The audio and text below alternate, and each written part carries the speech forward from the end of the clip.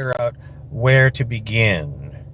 When you are faced with multiple issues, first of all is, do you trust the evidence?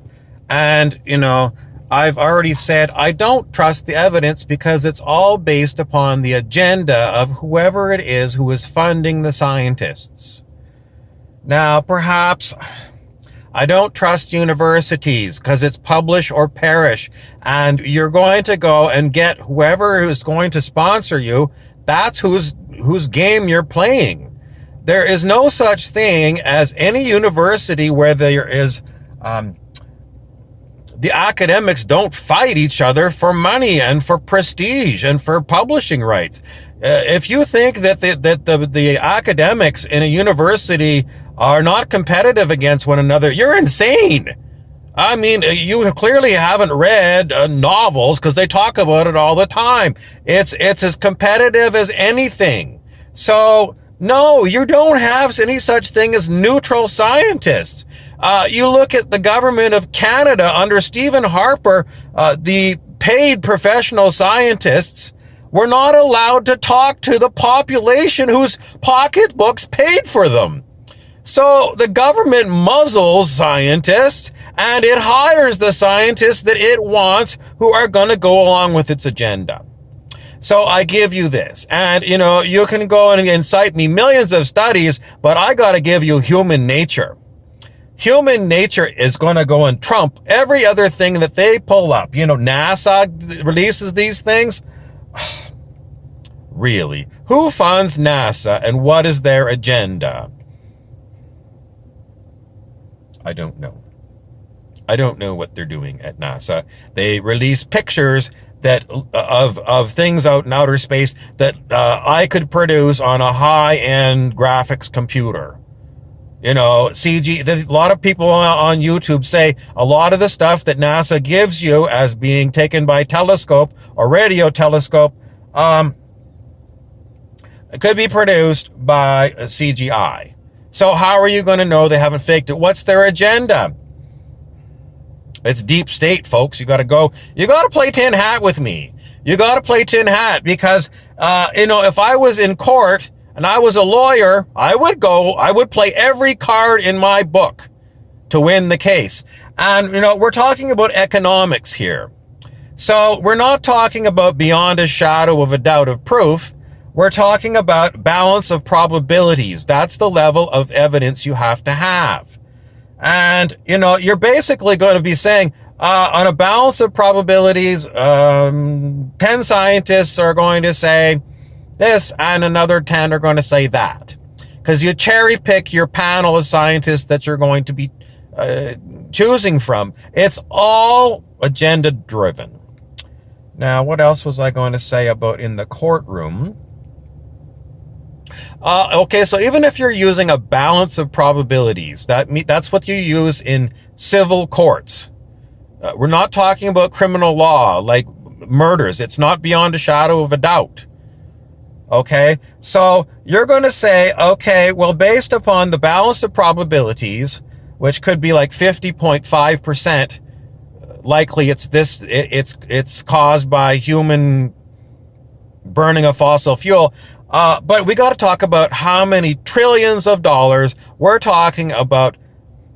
Okay, you're going to have to go and change out every gasoline motor on the planet. Now, if you bought a $70,000 new Ford truck, you're going to have to wait for Ford to come up with an electric motor and battery combination that's going to fit under your hood where your gas engine is, and maybe you got some room where your gas tank was to store batteries. I'm not really an expert on electric vehicles. If I live in northern places like Canada, in 40 below weather, do I trust an electric vehicle? No, maybe I'm wrong. Maybe I'm stuck in the dark ages, but I know that my battery has to be helped. You got to plug in your car if it's cold. So you're going to get the power of your, what you're getting from a V8 in your pickup truck from an electric motor and when it's 40 below? I don't think so. Okay, so but you're going to have to go and change those all out. You're going to have to go and look at all the diesel tractor trailers on the road. How are you going to get electric powered things that are going to replace diesel in there? And that, well, I don't know how small you can make them.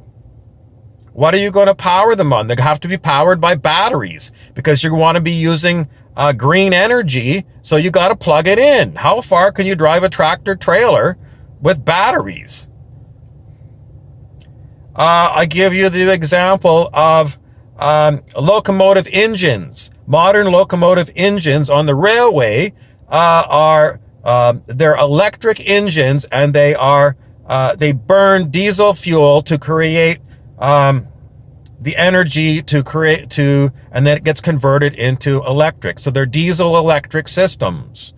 So what are you going to do if you can't burn diesel anymore on these? I mean, we were totally reliant on these things. You know, we could move so much cargo that goes, and it's based upon diesel. So you're going to tell me that you're going to have to electrify all the railways across all of the countries on the planet. And you're going to have very high voltage and very high amperage. So, I mean, theoretically, that's a hell of a lot more green energy you're going to need. Okay, well, let's talk about airplanes, because they burn a hell of a lot of fossil fuel, kerosene. Has anyone invented a battery-powered electric passenger plane? No, there is no technology to do it. Okay, and then you got to talk about, well, how are you going to do this? So you're going to have unbelievably large numbers of wind farms. In my town, people don't like wind farms. I mean, I think windmills are a wonderful idea, but there's plenty of protesters that think it ruins the landscape and it damages the birds. And it makes a noise that destroys wildlife. So you got those ones. If you're down in, I don't know, if you were in the Sahara Desert, you could make a huge bunch of solar panels. In the ocean, you can use the differential in temperature between the surface water and the cold water way down deep. In the Bay of Fundy, you can use tidal power, and you can use hydroelectric power, but most of the rivers that are usable on the planet are already dammed. And the problem with damming rivers is that you basically kill off all the natural salmon and natural fish. So is it a good idea? In some places, they're actually talking about removing dams to help the wildlife. So hydroelectric, not such a great idea. That leaves you with dirty nuclear, and we still haven't dealt with how you deal with dirty nuclear. So if you want a realist look at this, this is what I'm telling you. What happens in our country is we get carbon taxes. And the carbon taxes are because we got idiot politicians who have bought into these lobbies, and they're all corrupt. Everyone knows Brian Mulroney took money from Karl-Heinz Schreiber so that Air Canada would buy Airbus. So everyone knows it. The politicians, I give you Brian Mulroney. So they're totally untrustworthy. They're on the take. That was the name of Stevie Cameron's book. You cannot trust these things. It's going to cost trillions and trillions of dollars to go and get rid of fossil fuels on the planet. And we're a small country relative to China. China and Pakistan keep opening up coal-fired power plants.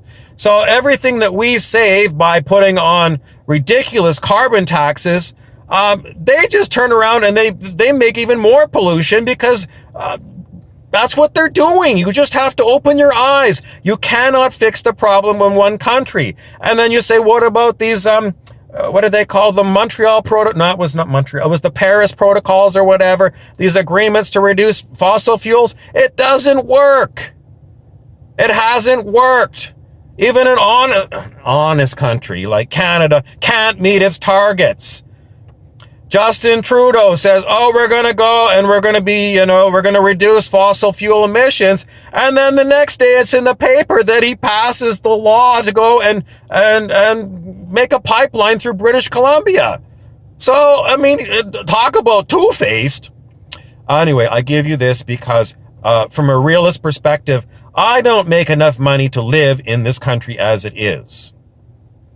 And it's already too expensive. I cannot afford higher carbon taxes, and I certainly don't have trillions of dollars in my back pocket to go and re-outfit the whole planet to get rid of fossil fuels.